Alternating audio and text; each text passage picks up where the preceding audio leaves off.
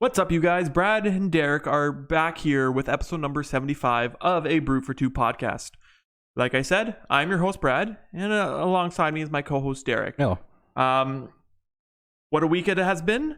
We have lots to talk about on this episode. Mostly Marvel stuff because Marvel dropped their trailer for their Phase 4 trailer, basically. It showed all the new and upcoming movies that we knew were coming. We just didn't know when, but now they all have dates. Hopefully they can stick to them, I hope, but yeah, let's hope they stick to them. I don't see them not sticking with them because I think like for some places in the world, COVID is basically done. Yeah, it's more or less kind of run its course. It's slowly dying off now. Mm-hmm. For a lot of spots in the world. The only spot that it seems to not be is obviously India, but they seem to be getting hit pretty hard. So yeah, but like so and these movies, Phase 4 starts off with Black Widow, followed by Shang-Chi, followed by the Eternals, followed by Spider-Man, followed by Doctor Strange, followed by Black Panther 2, followed by Guardians of the Galaxy Volume 3, followed by, and then ending with Fantastic Four. But we'll get into that later. Derek, have you watched anything new this week? yeah, not really. I started watching that Jupiter thing today.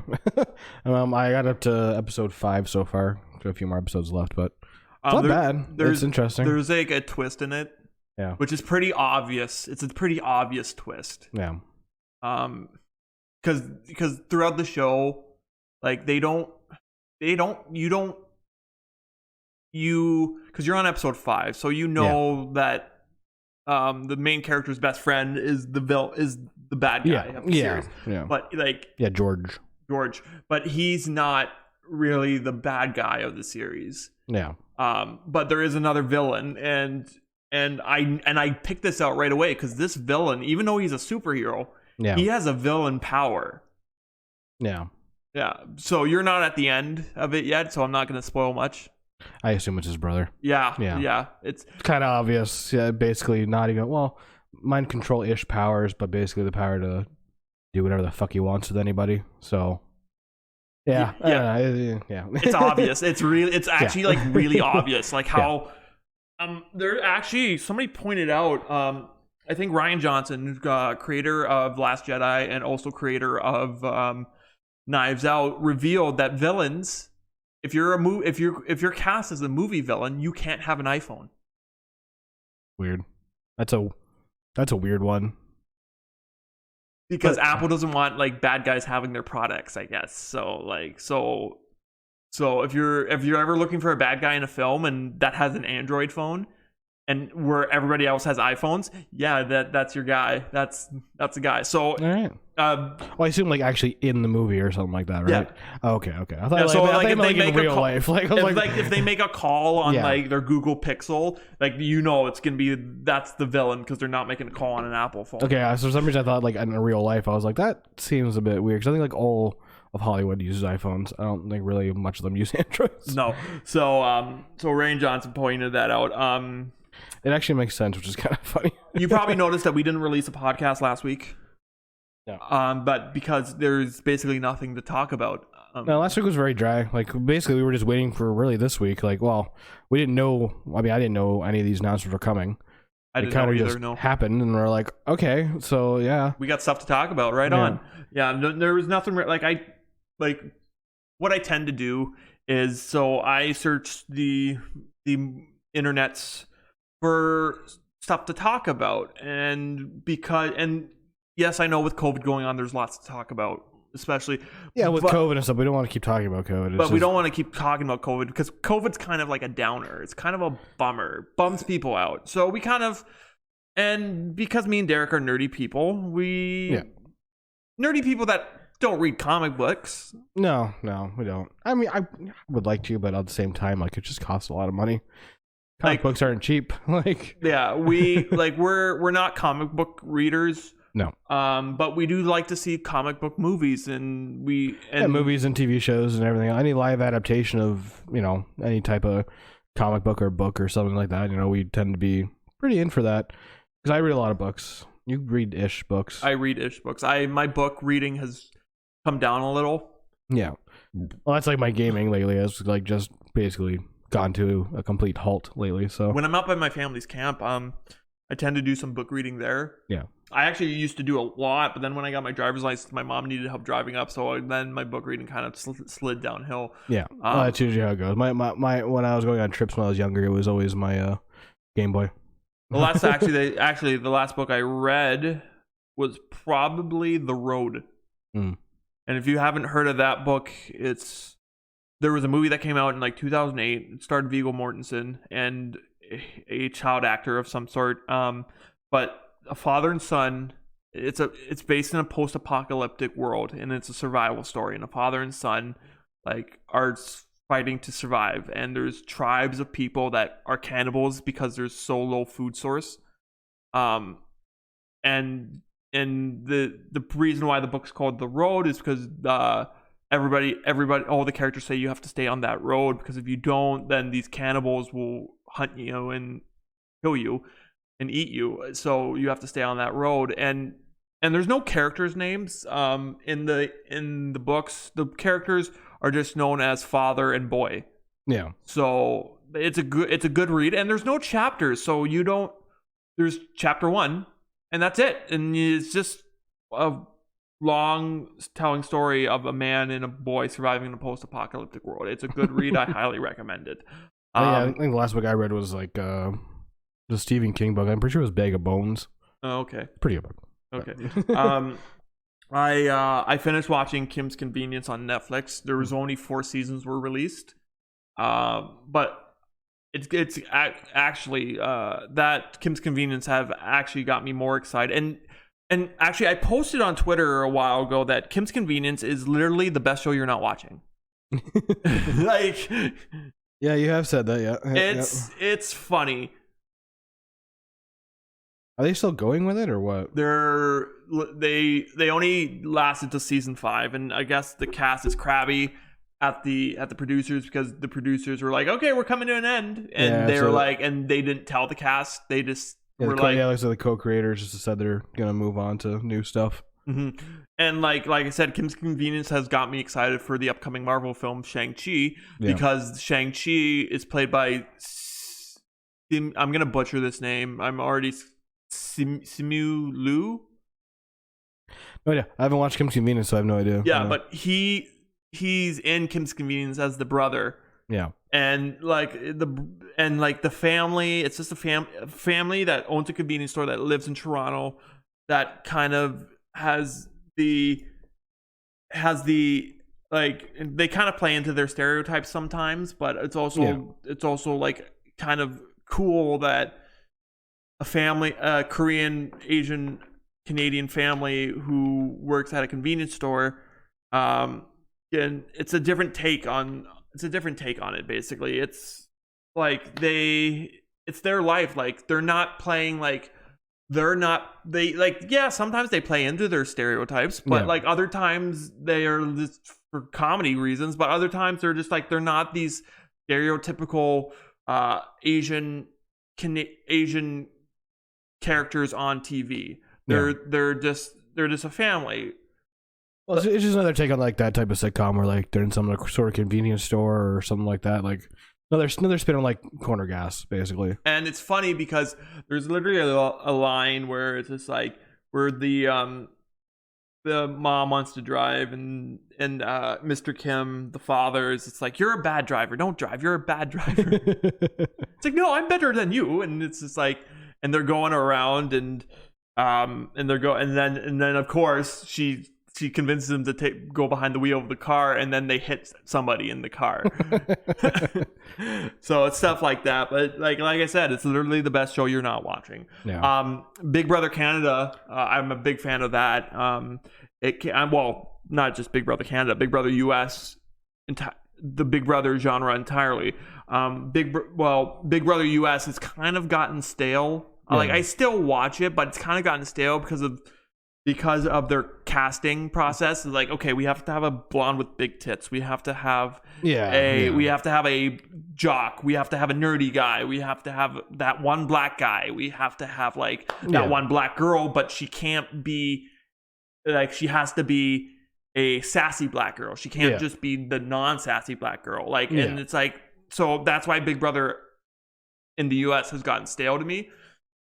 Where Big Brother Canada, so this is the first season they casted biopic, which means hold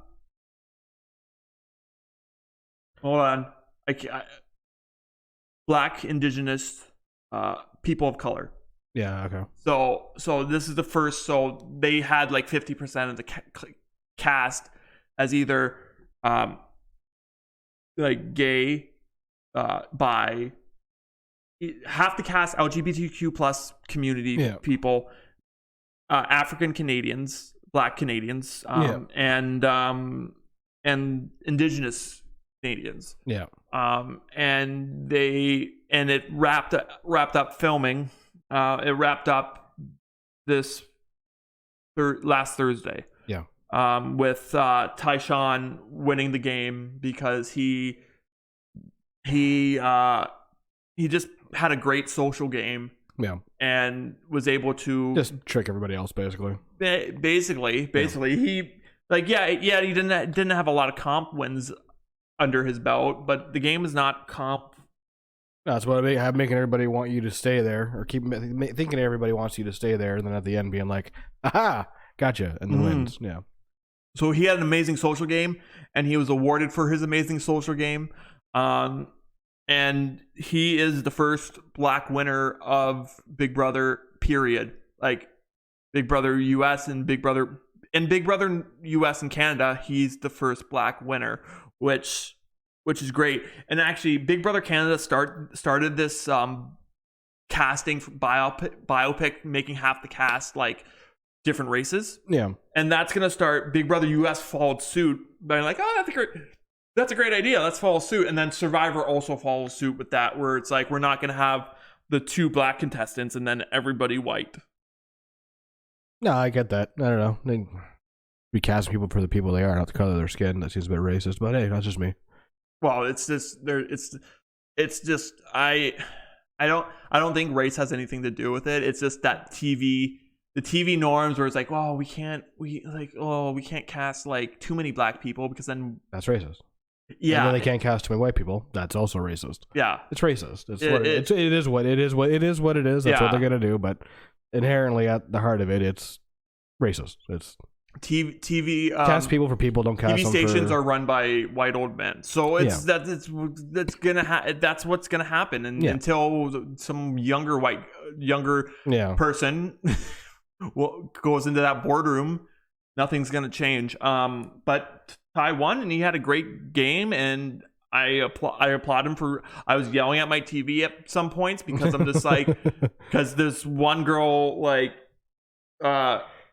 evicted this one guy, and I'm just like, and I'm just like, what are you doing? You're not gonna make final 2 now because you evicted him. Yeah. But then Ty won, and I was like, I'm not mad about this. And then now there's a new documentary on Netflix that I haven't gotten to yet. It's called The Sons of Sam, and it's about a serial killer from the 70s, 80s. Yeah, Son of Sam. I think he was in the 80s, New York, New Jersey. I can't remember exactly where it was, but yeah. So I'm gonna get into that shortly, maybe tomorrow. Yeah, maybe Monday. I enjoyed it. It's good. It's a few hours because they're all like hour episodes, whatever they are. Well, that's good. That's good at least, because I'm kind of running out of things to watch now. Yeah, it just goes through him and Son of Sam, and some conspiracy theories and stuff like that. And it's a fun watch. DC's Legends of Tomorrow premiered. Now, you guys must have all missed it because so did I, because they're on Sundays now. They used to be on Mondays, and then they changed it to like Tuesdays. Yeah. And now it's Sundays. So I'm just like, yeah, I stopped watching that. I kind of stopped. I'm like, I was like, okay, I don't really care for the CW shows anymore, except maybe The Flash, because it's kind of the only good one.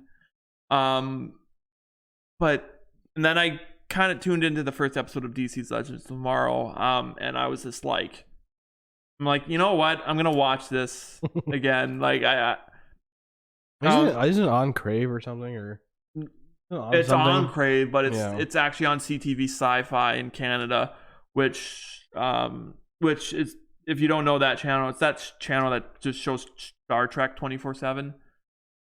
Like, because every time I turn it on, there's a Star Trek episode. But it is on Crave, but I don't think they release weekly episodes on Crave. And the only thing I know from that show is like I watched like maybe this second season, got bored with it, and then I always keep seeing clips of the one scene where it's Constantine and two other people, and then they lock on the door, and then it's Lucifer from the Lucifer show. Yeah. And I'm like, okay, so that's intertwined here. Then he gives them a card, closes the door, and they open a door to hell, and I'm like, all right, what the fuck's going on? It was this that was the big crossover event where the Crisis on Infinite Earth thing. They had to go get their Green Arrow back or something, whatever the hell it was. Yeah. So it was kind of a cool crossover event. And speaking of Lucifer, the new season comes soon, very soon. Oh, I never got into Lucifer. I loved it. I love it because I just looked at it as it's like, oh look, it's another cop show. It's not even a cop show at all. It's about the devil. I know it's about the devil, but he teams up with a cop to solve murders. Yeah, but he doesn't even team up with her. He just kind of like, yeah, I'm just gonna help you, and she's like, no, and he's like, yeah, but yeah, I'm going to. So, but like that's what the impression I got from it anyway, and I was like, oh, great, another one of these shows. All right, I'm gonna pass on this, but I've been meaning to pick it up again. It's a fun show. I very much so enjoyed it. Up to the fourth season. Oh yeah, fifth season. Then like we're just waiting for the next half of the fifth season. Then I think the show's done. So yeah, and then like we said on the top of the show, Jupiter's Legacy.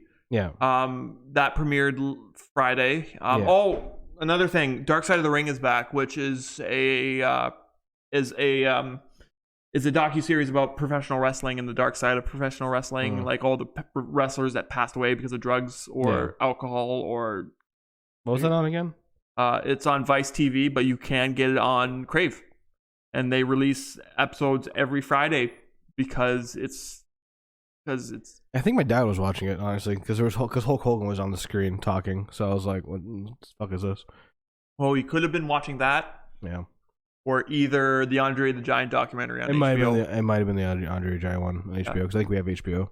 At the house, so. Yeah, and that's a fantastic documentary. And that's a great documentary. He lived a great life. He was gone too soon, but but yeah, and then Jupiter's Legacy came out on Friday. And you've already watched all of it, and I watched 5 episodes of it today. It's like we were saying, it's an 8-episode series, and I'm kind of looking at it now. We're like streaming shows are basically like a 6-hour long movie split into 8 parts. Yeah. So like, but sometimes I kind of miss Disney Plus has you by the balls because they release their episodes weekly instead of all at once. Which I enjoy. I don't obviously I don't mind being able to binge watch everything in a weekend, but like I do miss having when Game of Thrones was on, having something to look forward to on a Sunday night to watch. Yeah, exactly. Like every Sunday, I'm gonna watch this. That's something to look forward to all week. And there's something about like binge watching a show and then being like, oh, I'm done with that, and then having to wait entire year for the next season. And but if you took it if they released weekly, which is the stupid thing because they did with a lot of their shows. A lot of their originals. The Shadowhunter show was weekly. The Altered Carbon show was weekly. The second season was, at least. Mm-hmm. There was another one that was also weekly. There's been a bunch of them that have been weekly, but then just lately, with their originals, they've been like, no, here's all 8 episodes. Well, I don't know what happened. Netflix said they were going to start doing weekly series. They're going to start rolling out I think they started doing it and then they just stopped. Like they just all of a sudden stopped. The one reality show I do, another reality show I watch, The Circle. Yeah. Which is same concept. I know you like that show. You know what? It's hit or miss for me. Yeah. Because I just can't. I love the gameplay. Yeah. However, they never usually award the best gamers. Yeah. The best strategic gameplay. Yeah. They just win the who they like more. Which is going to happen when you don't have like a jury, and you're just like, this is how they pick their winner. When they get to final 5, like the top 5. Yeah. When they get to the final 5 has to rate who's number 1, the winner. But then, like, wouldn't they just rate themselves? No, they can't rate themselves. Oh, okay. Well. So, but then I'm just like, if you do, they're all gonna pick people they like. They're not gonna necessarily pick who's the best game player. They're just gonna pick people they like. Yeah. People they made friends with, and they might be like, yeah, we'll hang out afterwards. Like, and it's just like if they had like a jury like Survivor and Big Brother does, and the jury had to decide, and instead of doing like a top 5 because the game is basically, it's kind of like Big Brother, except you're in an apartment building by yourself and you have a social media platform called The Circle. Yeah, you can't see any pictures. You can't see anything. It's not. Well, you can see pictures. Yeah, but you don't know if the person's lying or not, right? Like people can lie on people can lie on their profiles. They can say they're a girl and they're a guy, and and like people can catfish. Yeah, and a catfish ended up winning this season because she went in as her husband and said she was her husband. She won this season. But like, yeah, like I really enjoy I do enjoy The Circle. And I do enjoy but I just can't get over the slang terms because it's just. I know. And the constant hashtagging of everything. Like they'll just type something out on The Circle. It's like circle message, and then there will be like hashtag blah blah blah, and I'm just like, why? You don't need a hashtag everything at end of every sentence. That's why I don't think I would like. Part of me is like, I might do good at The Circle, but another part of me is like, I might not because I would get annoyed in the first 5 minutes of being there, like. Because I would too, and then people would be like, he's not hashtagging anything. Is he who he says he is? He might be like a 65-year-old man. And I'm just like, because I don't hashtag everything at the end of my sentences. No, it doesn't make any sense. Just stupid. The purpose of a hashtag really is to like when you're watching Big Brother Canada season 9, you type in it's like, oh, this is a great episode. Hashtag BBCan9. So yeah, that was the purpose of it. And you used to have to, like, when you would when American Idol back in the day, like you had to type hashtag this number to vote on your on your home phone. Pound sign. Yeah, pound sign. Yeah, whatever. Pound sign. Actually, whatever. But yeah, these kids are like, oh, hashtag this, hashtag that. I'm like, you guys have no fucking idea. Or like, I just want to see one of them be like, tell me what *67 does. Tell me, please tell me. I'd love to know if you know. Like, and then that's how we pranked call people, because that would block your fucking caller ID. I think it still does. It still does. Does it? Yeah. What was I gonna say now? But like, also like, back in the day of like, when was Charlie Sheen's winning stuff happened? Wasn't that when he was on 2.5 Men? No, that was when he got kicked off because he was doing too many drugs and stuff, and fucking around and stuff like that. Anyway, back in then, like, Twitter was just coming out, I think, and it was like, and his winning, like, hashtag winning. Hashtag winning. That's a legitimate hashtag. It looks to be around 2011. Which, not like hashtag bros before hoes or hashtag. Looks to have been around 2011, which would have been like a year maybe after Twitter. Yeah.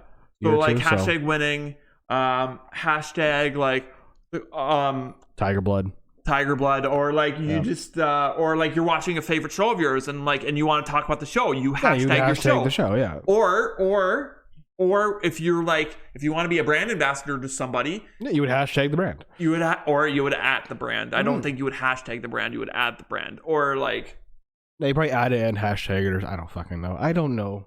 Or like, I'm old. I'm almost 30. Okay. Yeah. We're not hip with the kids anymore. No. We used to remember what it is, and then it changed, and now we don't know. No, we know what it is. They don't know what it is. That's the problem.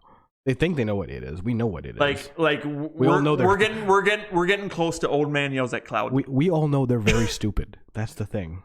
Like I shared a thing on Facebook, and it's that meme of Abe Simpson. Yeah. And he's in all the child around it, and then Abe's like, and then the caption was, "Let me tell you about Zellers." Like it was just like. Yeah. If you didn't know, Zellers was better than Walmart at one point. So, that's where everybody went. So Zellers was a store like Walmart, except it was red. Walmart's blue. Well, yeah, Zellers was green. Zellers was a Canadian company. It was only Zellers was a Canadian company, kind of like Walmart. And then Zellers was bought by Target, and then we had Target for a bit, and then Target went away. Yeah, we had Target for a hot minute here in Canada, and then they couldn't compete because it was like Windows Vista. It was here, and then it was gone. The problem with Target was they were trying to charge prices that they had in the States here, which you can't do. If I can get something for $20 cheaper at Walmart, I'm going to Walmart. Mm-hmm. Like for the same product, when it's like, oh yeah, but cheaper in the States. Yeah, but you're fucking putting it out. You're marking it as a Canadian here. If it's supposed to be $20, you're saying it's $30, but then it's still $15 at Walmart. Mm-hmm. Like they were ass backwards. They didn't even have that good of shit either. And Target, I don't really remember if they even had like a food section and shit like that. So no, they were pretty much just like clothes and electronics and that kind of stuff. So. You can't really compete with Walmart. Like no. I would call Target red Walmart. Yeah, pretty much. Yeah. But yeah, Zellers was a shit. Yeah. And they always had the little rides out front. Yeah. At every single Zellers you went to, there was those little fucking rides that went on for like a quarter. They were fun times. Yeah. Shall we get to the news part? Yeah, let's go. All right. So first up, like we said on the top of the show, Marvel released a trailer that basically was the Phase 4 trailer. It started with summarizing Phase 1, 2, and 3, and then ended with the Phase 4 stuff coming out. And the last thing to be on screen was the number 4. And for those of you who don't know, that Easter egg was hinting at a Fantastic Four movie, which is coming. So Fantastic Four, Marvel Studios teased the upcoming Fantastic Four reboot by including the official logo in the Phase 4 trailer, confirming that the movie will be part of Phase 4 and leaving thousands of fans excited because it's Marvel's original family coming home to Marvel, and they're just coming back in general, right? Yeah. So after showcasing the titles and release dates for many other movies, the clip shows us a rather familiar 4 with the Marvel Studios branding. Fantastic Four logo follows the Guardians Volume 3 with its May 5th, 2023 release, so that Guardians 3 comes out May 5th, 2023. Not Fantastic Four. Guardians of the Galaxy Volume 3. I'm just because when I read this, I'm just like, wait, does Fantastic Four come out May 5th? It's interesting that they actually are going to release it on that day of all days, on May the 5th. Well, it's Revenge of the 5th. Oh yeah, yeah. Suggesting that we might see the sequel arrive sometime soon after. Fantastic Four was the only title not giving a release date in the clip, but teasing the logo last suggests that this will be the movie that closes out Phase 4 of the MCU. Yeah, and I heard Marvel went back to John Krasinski and Emily Blunt for negotiations. I hope so. That might have been a rumor, but I think I heard something about that. Well, I hope so, because they'd be good for it. You know who would also be good for Reed Richards? Taika Waititi. Yeah. Yeah, but he's already Korg. So. But he's Korg in voice only. Yeah, I know, but he loves Korg. I guess. Also, but you know what? No, that'd be really funny though if he did, and then he would talk to Korg as Mr. Fantastic. But I just want to be talking to himself, which would be really funny. also, Reed Richards' character, he's kind of tall and lanky, and he's not really built. Yeah. And Taika Waititi is kind of he's not that tall, but he's lanky. He's kind of skinny and. He's more of a director though. Like I think he lended his voice to Korg just because he loved that character. Well, because he calls himself a narcissist. He calls himself he has to put himself in everything he does. Yeah, it's like I'm an egomaniac. I have to put myself in a movie of some sort. Literally everything he does, he has to put himself in, which is hilarious and like works great for us. Korg was one of the best parts of Thor Ragnarok. That Taika Waititi took the most boring character out of Marvel and made it the best Marvel movie. I wouldn't say Thor's the most boring character. Out of the MCU, he's kind of boring. Hawkeye. Hawkeye. Okay, come on. Like he's not the most boring. He's at least above Hawkeye. Out of the Marvel MCU movies, Thor wasn't really. Yeah, I mean, Thor had a weird little going on there because they had Thor, they had the Dark World, then they had Ragnarok.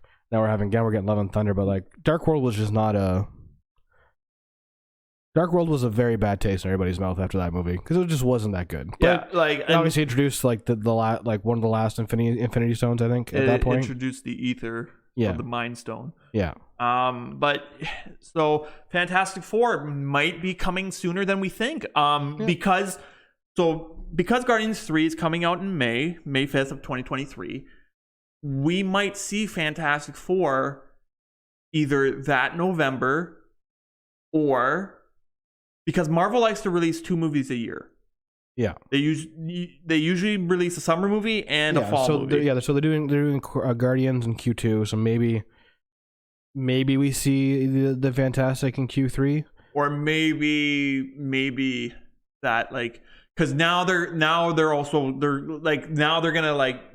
trying to wedge like other movies in like because Black Panther came out in like February and Captain Marvel came out in March in 2019, so they're trying to like squeeze more movies in. Oh yeah, I would say maybe we might look at like maybe a late September for Fantastic Four if we get it. Maybe I would say maybe Fantastic Four comes out in November, or maybe.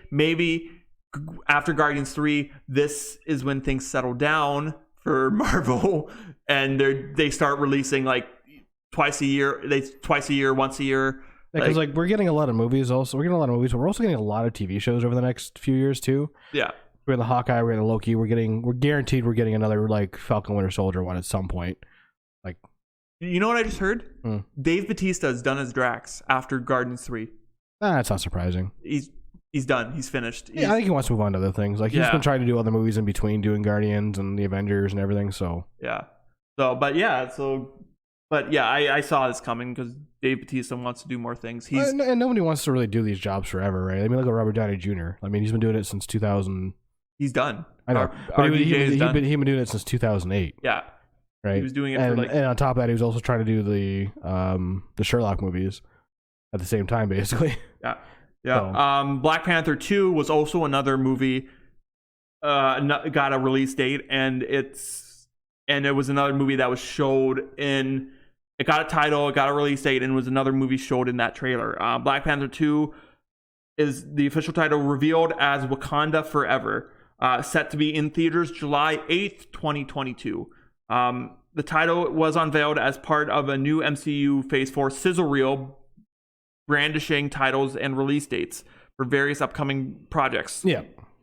So that's coming. Yeah, we already knew what the title was going to be. I feel like Wakanda Forever. I think we already knew that. No, we never did. I feel like we already knew the title for some reason. It just sounds so familiar. I think maybe we've said it or something. Maybe Ryan Coogler is back as director. Yeah. And I think this movie is going to be based around Shuri because for sure. I can't see who else. Shuri is going to pick up the mantle of the Black Panther, being the first woman Black Panther. Yeah. And also next in line for the Black Panther. Yeah. To be the Black Panther. Well, you know what? Like, because it's going to be a movie, not a show. Yeah. They're going to have to because in Captain America, Falcon and Winter Soldier, there was a bunch of white Americans being like, you can't be Captain America. Captain America has to be a white guy with blonde hair, blue eyes. Yeah, but they're not going to do a white Black Panther. No. I wasn't getting that at all. There's going to be like tribes being like all battling for the title of Black Panther, and Shuri's gonna get it, and the tribes are gonna be like, a woman can't be Black Panther. Possibly, yeah. I could see something like that happening. Yeah. Or they might just accept it. Who knows? They might just accept it because realistically, right? They still in that movie they have to kill him off, right? Yeah, they have to show the funeral at least or something, right? I just think they have to acknowledge it. That's all they really have to do. But they have to do something which, I don't know, might unite the tribes, and they might make her Black. I don't know. There was a petition going around the internet asking. By the Marvel fans were signing the petition saying they want a new Black Panther. They want to cast a new Black Panther. Yeah, but I don't think we need to. I mean, just like we didn't need to cast a new Captain America, technically, right? Because he already had. Oh my God, what's his name? Chris Evans? No. Steve Rogers? No. Falcon. You don't need to cast anybody else because, like, if you know anything about the lore of it, like he is Captain America at one point in the comics, in the series, in the timeline, right? Anthony and Bucky too. Like Bucky was Captain America at one point too in the timeline. So I mean, I don't think they don't need to really cast anybody else. They already have the cast they need. It's just a matter of who they do, which I think it'll be Cher. I think it'll be her. And I heard this is possibly a rumor, but possibly not. They're not filming in Africa. They're just gonna film in the States. They're just gonna film in Atlanta. Yeah. Well, I think it depends. I guess depends on how COVID is going by that time, right? We just don't know. Yeah. Captain Marvel 2 has officially gotten a release date because it was also part of that sizzle reel. It's going to be called The Marvels. It's not just going to be Captain Marvel in this film. So it's coming out in November of 2022. And it's going to be called The Marvels. So this is going to be my take on it. It's going to have Captain Marvel, Miss Marvel, and Monica Rambeau. I forget her pseudonym name. I don't remember either. Yeah, because it wasn't really they don't really establish too much at all in WandaVision. Yeah, I think they called her at once, and then I just don't remember what the hell it was. No, I don't remember either. But so that suggests that they're all the Marvels. It's gonna have all of them in it. Those three characters. Miss Marvel is gonna be the first Middle Eastern hero. Yeah. And there's also a TV show coming out for that too. Yeah, Miss Marvel is going to be in a TV show. So Miss Marvel. Which I'm going to be curious how they do because they always like to tie their TV shows into everything. So, is the person playing Miss Marvel on the TV show going to be in the movie playing Miss Marvel? Yeah. Oh yeah, for sure. Because they teased Captain Marvel 2 at the end of WandaVision. Yeah. When Monica Rambeau and that one Skrull lady was just like, okay, we're gonna go up and out. We're gonna go up. Also teasing possibly the Secret Invasion coming with Nick Fury and possibly Madam Hydra played by Julia Louis-Dreyfus. Thor: Love and Thunder. The first Marvel movie to make it to 4 because they usually do 3 movies apiece. This is the first one to make it to 4. This is they're doing Kamala Khan in Miss Marvel. Kamala Khan? Kamala Khan. Yeah. Oh. I don't know who. I don't know. I don't know. I'm just looking it up right now. Apparently Kamala Khan is Miss Marvel, but. Oh yeah, it's not pronounced Kamala Khan. I think it's like Kamala Khan. Yeah, but they're having Amon Delaney? She's actually from Woodstock. Oh yeah, she's Canadian. They've hired a lot of Canadian actors recently. Markham. She's from Markham.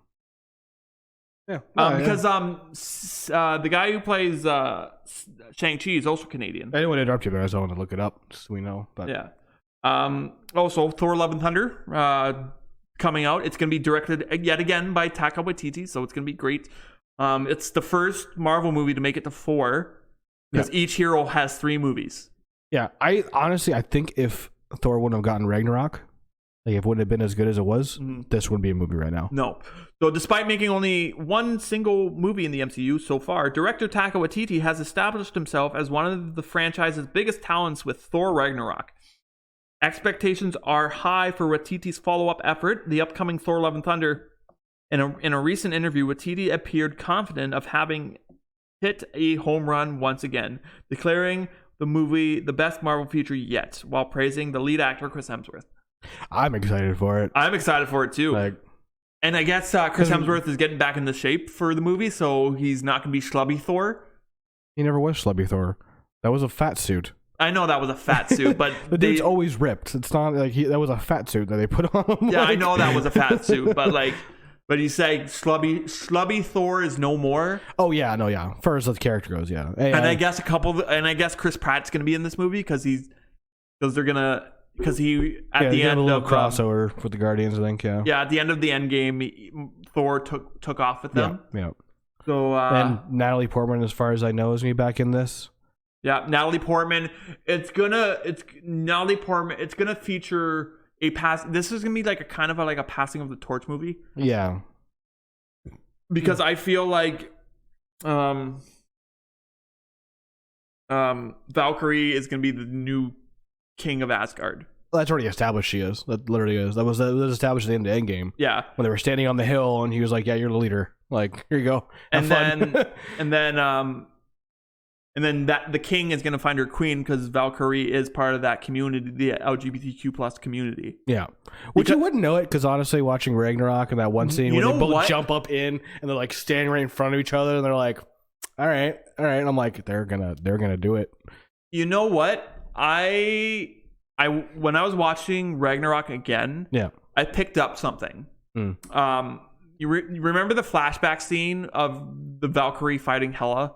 Yeah. Remember that scene? There was a scene where an unknown soldier dies. Yeah. And she's like all looking sad about it, and I'm just like, what if that lady was her lover? Yeah, no, it could have been a thing. I looked at it as like it's her fallen comrade in battle because like they were like the elite fighting force. But like, what if it was more than that though? Oh yeah, no, 100% it could have been. Because like in the way they made it seem in like Ragnarok, like it seemed like she was going to be his queen, like 100%, like by the end of it. Yeah, but they actually brought out that Valkyrie is going to be Marvel's first LGBTQ plus character. Yeah, we know that now after the fact, but in the movie, like it just seemed like they were going to do something. And like Taika Waititi back in Thor, like, you know, we're getting more Korg. We're gonna get more Korg. Korg, yeah. You said Korg. Yeah. We're gonna get more Korg. That's all we need. It's funny because like he had so much fun filming that film. Oh yeah. And there's so many, like I was watching a behind the scenes thing on YouTube where he put in so much like Australian and New Zealand humor into that film that like would just fly over our heads. Because he said, you know what would be funny? If Hulk and Thor sat down and had a heart-to-heart moment. That would be funny. Yeah. And so he put it in the film, and he made a movie that was supposed to be serious, like a comedy movie, which it was a little bit serious, but it was a goddamn comedy movie. It was hilarious. I guess like he based Korg off of a bouncer in New Zealand. Yep. And he like all of I guess all the Grandmaster spaceships were named after like New Zealand cars. So that's funny. Yeah. So and then the last bit, we finally got a first look at the Eternals.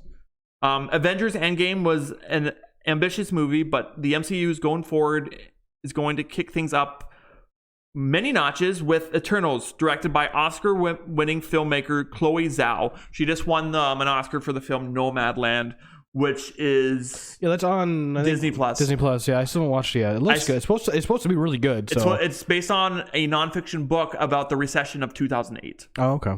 The Great Recession, they call it. Oh, okay. So luckily, we got the first footage in the movie from Marvel Phase 4. In an interview, Variety MCU showrunner Kevin Feige explained that the movie is set to take place over a 7,000-year period. That's a big movie. That's gonna be a big movie. It's gonna be interesting. They're gonna cover a lot of ground. They're gonna be like, we did it. You guys think we did nothing, but we did everything. It's gonna be like kind of like we were here the entire time. It's like what? So why the fuck did you help with anything? You know what? I was just thinking of that, and when I was rewatching Avengers, like you know how I did watch all the movies in timeline order. I'm just like, how come when the New York shit was happening, Nick Fury didn't call Captain Marvel? Yeah, that's a good question, to be honest. Yeah. Or Age of Ultron. Or anything, really, in any of the movies. Like it's just like, Captain Marvel ends that movie with, "If anything happens, let me know."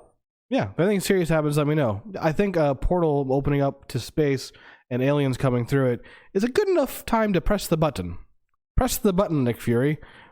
Here's the thing, because but I understand why they didn't do it, because honestly, if she would have been there for the first part of Endgame, yeah, she would have killed him.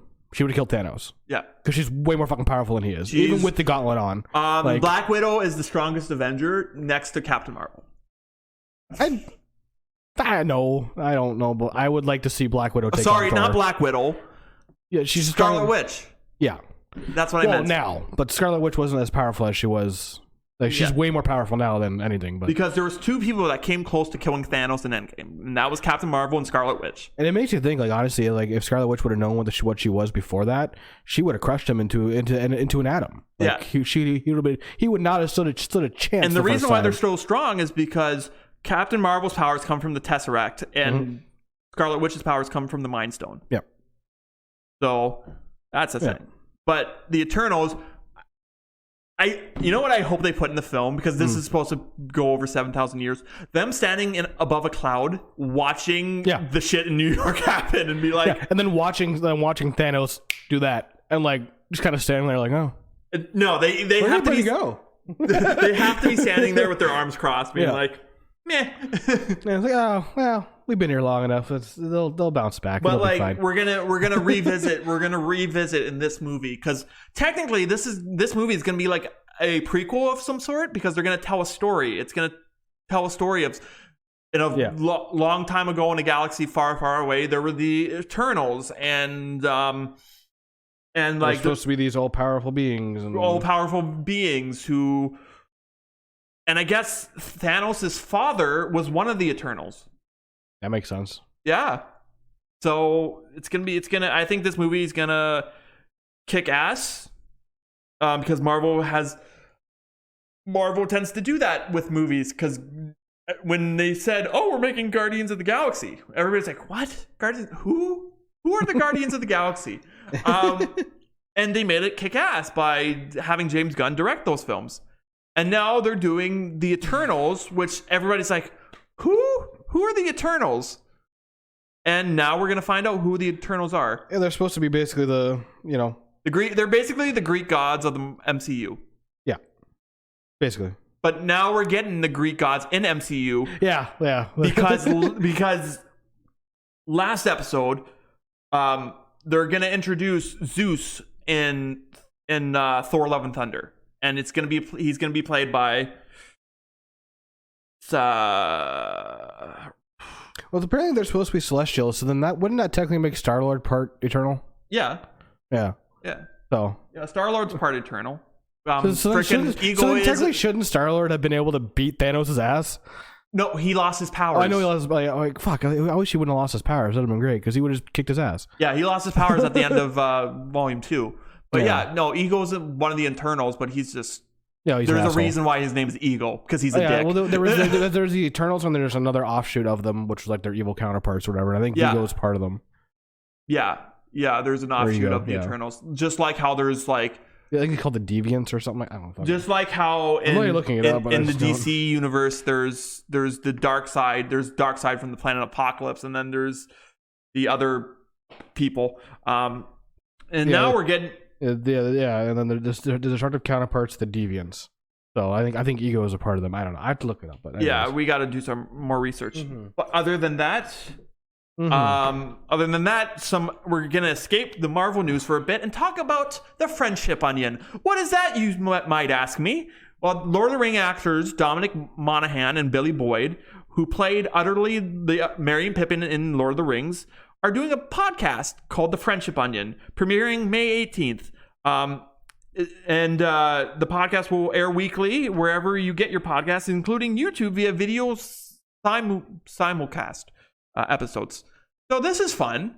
I am 100% going to be listening to this. Like, 100%. Like, Dominic Monaghan is hilarious. Billy Boyd is hilarious. I watched a trailer for it. It's like it shows them Skyping from like what looks like from their apartments, but they're actually in their same. They're actually at the kitchen table, and they're like, "Whoa, wow, we're gonna do the friendship onions," and they put their cheeks together and they do the close up with their faces. It's gonna be good, and they're gonna talk everything. Like they're gonna talk Lord of the Rings. Yeah, they're gonna talk about Lord of the Rings, and they might have Lord of the Rings guest stars: Viggo Mortensen, Sir Ian McKellen. Yeah, who knows? Yeah, we'll see what happens with them. Like we don't know. Yeah, who knows? So I will be 100% listening to that. Yep. Added that to the podcast list. Hopefully, it's not like 3 hours long. I love those podcasts. Though, like there's some like, but that's just because like the way I work is like when I'm at work, like I work so long that a lot of times I have time to listen to a 3.5, 4 hour. Yeah, I have time to listen to an 8 hour long podcast. Like with me, like my drives to work is 30 minutes. Yeah. So I don't have time to listen to a 3 hour podcast. Though if I'm going on a road trip somewhere, like to Sault Ste. Marie, I will 100% put on a podcast for like 4 hours. Yeah, a 4 hour, 3 hour podcast. I got the Joe Rogan podcast, like the one he just uploaded with Dave Chappelle on my phone right now, waiting to listen to it. But that'll be Monday. It's a 3.5 hour long podcast. Yeah. So, but like, hopefully this is like an hour and a half. Yeah, we'll see. We'll see. They'll probably end up releasing a video of it, so you might be able to watch it on the weekend or something like that. Right. Well, it does say that they're gonna release the video simulcast, but like, here's what I'm hoping it's kind of like what Kevin Smith does with his casts, with his podcasts, and there's video, and it's not just like what we do with our YouTube stuff, and it's just like a picture and the back voice. They'll be on a Zoom call or whatever the hell it is. That's what they said. So. Yeah. We're going to be talking about The Flash next. CW's Flash is losing 2 of their original cast members. Both Tom Cavanaugh and Carlos Valdez are exiting the series after its 7th season concludes. According to the report, Valdez, who plays Cisco, will end his run as a series regular during the superhero drama's current 7th season. Cavanaugh, who played Eobard Thawne, Reverse Flash, and Harrison Wells, was originally slated to end his run during the 6th season. But COVID hit, the season was cut short, and he signed on for more episodes. So this is not surprising to me because The Flash has gone on a long time. And what happens when a TV series goes on a long time? Contracts get more expensive, actors get more expensive, the show gets more expensive. They get more expensive, and obviously, like as far as like the audience goes, like a lot of people, especially when you start getting up past anywhere past 3 seasons, the audience starts to die off and the diehards will stay around, but the casual person probably won't be watching too much longer. Yeah, especially with none of these show like DC shows, especially like. Yeah, having anything to do with the DCU. I know, like the original, the show that started all these superhero shows, Smallville. Yep. Starring Tom Welling and Michael Rosenbaum. Yeah. I was gonna say Fassbender. And what's her name? The Nexium girl. The Nexium girl. Allison Mack. Yeah. And I really wish they would have built a universe off of that show. Well, there's talks about. I didn't put this in the notes, but there's talks about an animated series. I don't want an animated series though. I want this shit to be live action. I want them to do exactly what Marvel's doing. I want them to copy everything Marvel's doing. Yeah. Have the TV shows, like have those all tie into the movies. Have these big heroic movies where everybody comes together.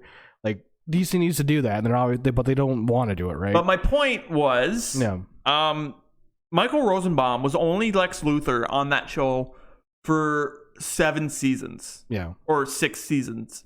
No, 7 seasons. 6 seasons in a movie? 7 seasons he was Lex Luthor. And then like they finished off his story by Lex figuring out that Clark Kent is Superman and killing off Lex. Which is like, that's one thing I just never understood about Superman is like, how do you not know? Like, come on. But then they brought him back for an episode, and they erased all his memories because they cloned Lex Luthor cloned himself or something, and they brought him back, and he had no memories of the past. So like I said, your favorite characters don't always last the series. But what? So these guys are leaving it, but they're still going to continue on with the Flash? Yeah, because they're like they're main characters, but they're like comic relief kind of characters. I think the Reverse Flash is probably a main character. Is a main character, is he not? Well, Tom Cavanaugh, who plays Eobard Thawne, yeah, isn't actually like he was Eobard Thawne in season 1. Oh, and he wasn't actually the actor who Eobard Thawne. Eobard Thawne like kind of gets in an accident and needs to camouflage himself, so he puts himself with this futuristic device into another man's body. And because of that, Tom Cavanaugh becomes Eobard Thawne. But really, his character is Harrison Wells, this guy who creates things, scientist guy. Yeah, the professor guy from Star Labs, right? Yeah. Yeah. I barely watched that show, and I still know some of these characters, but it's like kind of weird that they're going to continue on with the show. I feel like that show's been on long enough, like you said. Like it's been like right now, CW is ending. Like the CW verse shows have their own kind of universe. Oh yeah, I know. And they're ending. They're like Supergirl's ending. Arrow finished last year. Yeah. Flash, I would say probably maybe one more season then it ends. Batwoman, well, actually, it's probably going for 9 seasons. But like Batwoman's ending after season 3. Yeah, Lucifer's done in half a season. But like, their phase 1 shows that CW verse. Yeah, they're all going. So and they're probably gonna usher in new heroes like Stargirl and who else? Like the Power, and they're like. Powerpuff Girls live action series is coming soon to CW, so they need to make room for that. DC's Legends of Tomorrow is probably going to be one more season and then they're done, because like they lost Brandon Routh. They're losing they lost 2 of their main actors, and then they're losing another one after this season's done, the guy who plays Mick Rory, who was in Prison Break. Yeah, it's just interesting with the DC stuff, because like they're gonna end all these shows. Like, what the fuck are they gonna do after this now, right? Well, they're gonna just do like more. Oh no, they do more, but like, I just want them to do more with DC, because it's such a fucking vast goddamn network. Well, you know where all the heroes. DC content is gonna go? HBO Max. Yeah, probably. Yeah. Which I mean, well, most of it's on Crave right now. Yeah. 100%. They actually Crave added like all the Batman animated movies, which I'm just like, yay! And now we're gonna go from superheroes to Wizards. Harry Potter in concert. So you can experience a world of magic at the Cine Concerts Harry Potter concert in Toronto this year. It was supposed to happen last year, but didn't. This November, the entire film of the Harry Potter and the Deathly Hallows Part 1 will be set to live music by the Toronto Symphony Orchestra. And just so you know, folks, symphony is one of those words I can't say, because in my mind, I'm going sympathy. I'm going sympathy. Yep. I'm like the Toronto Symphony Orchestra. No, it's symphony. Yeah, symphony. As you'll feel as you've been transported to Hogwarts, because you can experience the magic of the Wizarding World in an entirely new way as you listen to the spellbinding live music, watch the film on the big screen. The concert was supposed to take place in 2020, like I said, and the tickets for the original event are still valid for the new date. The experience is only here for 3 days, and tickets are already on sale, so you will seriously, consider grabbing some. Prices go from $55.25 per ticket from November 4th to 6th, 2021. This is exciting because like you get to see Harry Potter on the big screen, but with a live symphony orchestra. Like, so they're really hoping that everything's going to be open in Canada by then. Yeah, they're really hoping so. They're really just like, everything by November will be open, because you ain't gonna want to have that place half packed with everybody 6 feet apart. Yeah, no. So good for them. But there's like something about like hearing like do do do do. Oh yeah, I would have loved to have gone to. They do the same thing with Star Wars. Yeah. I would love to see that. Yeah. Dun dun dun dun dun dun dun dun. Yeah, that would be cool. That would be way too cool. Yeah, that would be awesome. Superman. A recent reports detailing the new Superman movie, which J.J. Abrams is producing, brought forth quite a few details about Warner Brothers has planned for the future. He won't direct the Superman reboot, which will feature a black version of the superhero. According to one source, having Abrams direct would be a tone-deaf move, and the powers that be seem to have this in mind as well, with the focus strictly on hiring a black director. It's also unknown if the producers will lean towards an up-and-coming filmmaker or someone more established in the superhero or action movie genres. Excuse me. Some of the possible directors listed in the THR story include rising filmmaker Stephen Caple Jr., who directed Creed 2, J.D. Dillard, who directed Sweetheart, Regina King, who directed One Night in Miami, which is a great film. Go check it out. It's on Amazon Prime. And Shaka King, who directed Judas and the Black Messiah. Also reportedly in consideration are names like Barry Jenkins, who directed Moonlight, another great film, go check it out, and Ryan Coogler, who directed Black Panther. Though Coogler is not likely because he's doing Black Panther 2 Wakanda Forever. Weird Jordan Peele is on that list. Yeah, I know. Because he's had some pretty good hits the last few years. He has some pretty good... As far as serious movies goes, he knows the hell he's doing. He's more in psychological thriller. Oh yeah, no, I know, but I mean, I think he would do good with a Superman movie, which was supposed to be a darker movie in the first place, anyways. Yeah, and right? Black Superman, that's cool. That's something we've never seen before. No.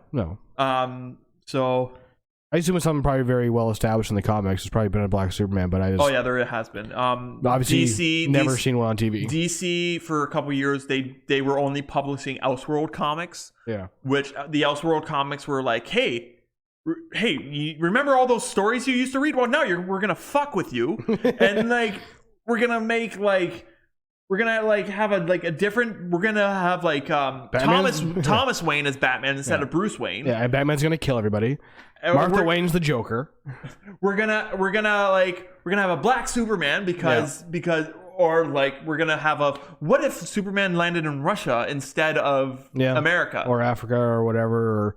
They're either gonna go with it's gonna be either Zod's kid, a descendant of Zod, or they're gonna be what if Superman was because the telling of Superman is really comes down to the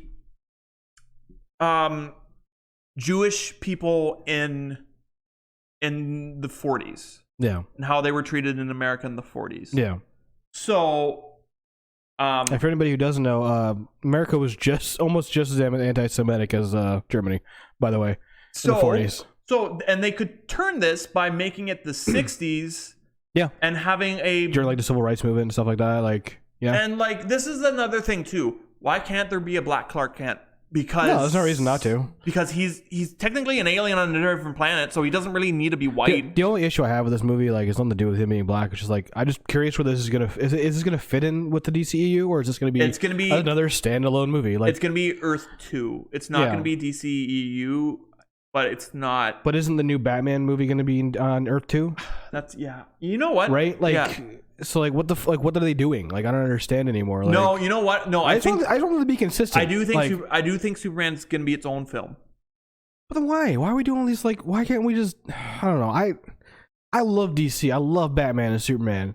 Yeah. But they're just all over the place with this shit, and I'm so sick of it. Yeah. They've tried to reboot Superman multiple times. It hasn't worked out.